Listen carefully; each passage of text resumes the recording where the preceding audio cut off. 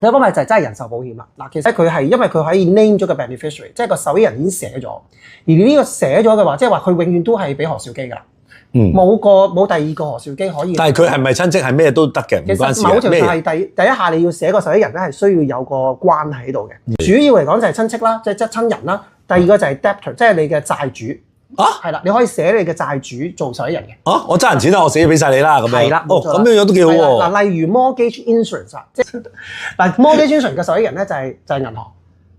咩啊？我唔明，即係假設我大家利是我出咗屎咗，咁我供緊層樓噶嘛？係啊，揸層樓幾十萬喎，咁個保障死亡保險咪就係俾咗銀行咯，因為咁即係我層樓有銀行噶啦。係啊，嗰啲咁銀行，因為你爭銀行錢噶嘛。係啊，你做 mortgage 爭銀行錢嘛，咁你要還噶嘛。我唔係啦，咁所以咧就人壽保險嘅好處就係咧，佢係有個指定嘅受益人，而呢個受益人咧，其他嘅債主咧係唔可以做 challenge 嘅。但係頭先我哋講遺囑可以 challenge， 可以上法庭，但係咧保險產品、保險嘅受益人係唔可以。我咁講咁耐，其實兩個方法最好，一係聯名戶口，一係就人壽保險。係。